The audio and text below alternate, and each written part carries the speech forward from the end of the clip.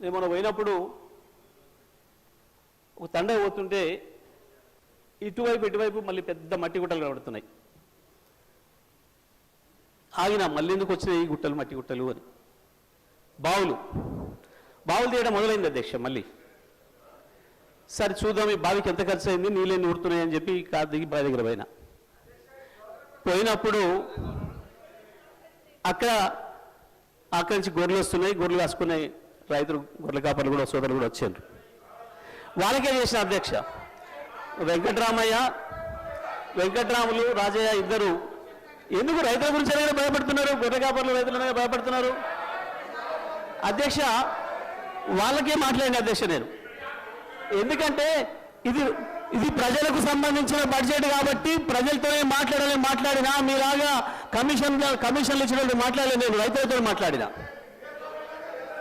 మాట్లాడిన అధ్యక్ష. మా వెంకటరామయ్య మా రాజన్న ఇద్దరికి వినిపించిన, మా రవినాయక్ కూడా వినిపించి ఇది ఏం మాట్లాడలేదు దీని మీద, నేను ఎట్లా అనిపిస్తుంది అని అడిగిన. ఇలా మీకు అర్థం కాదే ఉంది సార్. దీంట్లో మా ఊర్లే వెంకటయ్య అని ఉండే, ఆయన ఊర్లో ఏతుల వెంకటయ్య కూడా అందరూ ఆయన కథ ఉంది ఇలా అన్నారు. ఏం కథ అని అడిగిన. ఏ లేదయ్యా, ఒకరోజు పొద్దున్నే ఆయన భార్య సర్పంచ్ కాడికి వచ్చింది. ఆయన భార్య సర్పంచ్ కాడికి వచ్చి కంప్లైంట్ చేసింది, మా వెంకటయ్య నన్ను కొట్టిండు, జర పిలిపించి మాట్లాడమని చెప్తే ఆయన పిలిపించిండు పెద్ద మనిషి. ఎందుకు కొట్టి ఏం సంగతి అని అడిగితే, నేను మా అమ్మగారింటికి నువ్వు పాలు వేయొద్దుమని అన్నాడు, నేను పోస్తా అన్నా. నువ్వు పాలు వేస్తే ఊక్కోని అన్నాడు, నేను పోసి తీరుతానంటే నన్ను కొట్టిండు. పాలెక్కడి, నీకు బర్రె లేదా పాలెక్కడి అని చెప్పి ఆయన పెద్ద మనిషి అడిగింది అధ్యక్ష. అడిగితే నాకు 4 బర్రెలు ఉన్నాయి అన్నాడు అధ్యక్ష. ఈ 4 బర్రెలు ఎక్కడిదా, నీకు ఒకటి కూడా లేకపోయా, మా ఊరందరం చూస్తుంది 50 మంది ఉన్నాం అందరూ తెలిసి నీకు బర్రెలు లేవా ఎక్కడిదా అంటే, అధ్యక్ష పోయిన బర్రె దొరికితే, సచ్చింది బతికితే, పోయింది దొరికితే, మా అత్తగారు ఒకటి పెడితే నేను ఒకటి కొంటే నాకు 4 బర్రెలు ఉంటాయి, నాకెందుకు లేవు 4 బర్రెలు అన్నాడు. ఇది కూడా అట్లనే ఉంది అధ్యక్ష ఈ గవర్నర్ గారి ప్రసంగము.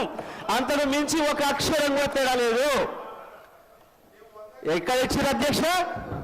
రైతులకు రుణమాఫీ చేసినారు, రైతు భరోసా ఇచ్చినారు, 12,000 రూపాయలు నా ఈజీఎస్ కార్మికులకు ఇచ్చినారు, 12,000 రూపాయలు నా ఆటో కార్మిక సోదరులకు ఇచ్చినారు, 2,500 రూపాయలు మా మహాలక్ష్మి అక్క చెల్లెలకు ఇచ్చినారు,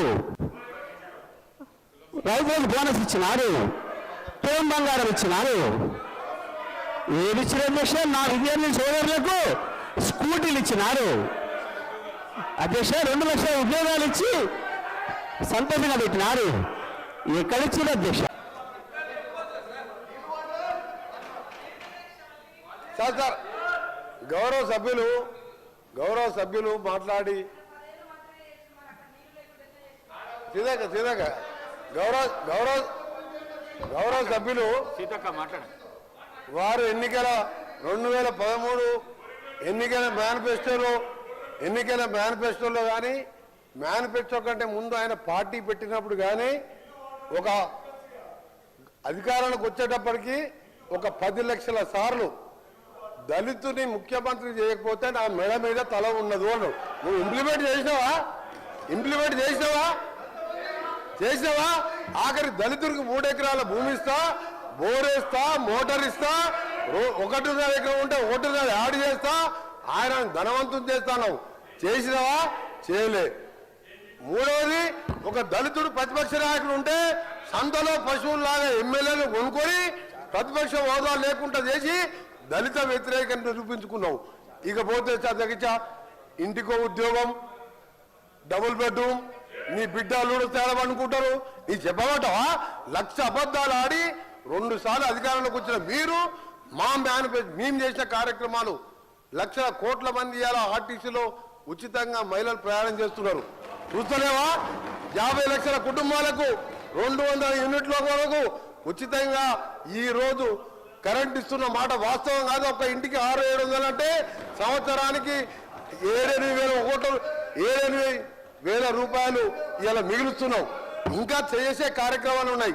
ఇప్పుడే మా సోదరుడు చెప్పినట్టు, శ్రీనివాస్ గారు చెప్పినట్టు 21 కోట్లు మన జిల్లాలో ఎన్ని వచ్చిన లెక్క వెళ్తే ఆ సభ్యునికి 2 లక్షల లోపు మీరు లక్షాలని చెప్పి 5 ఇన్స్టాల్మెంట్లో ఇస్తే 20,000 వడ్డీకి సరిపోయిన అధ్యక్ష.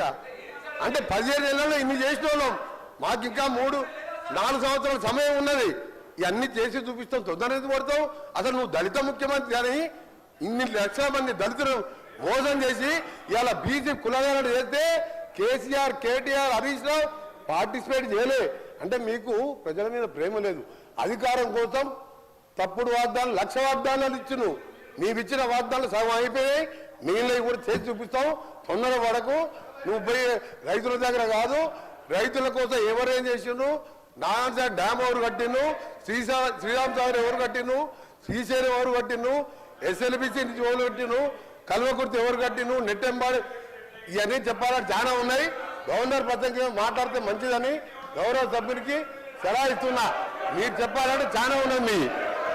మీ రెడ్డి గారు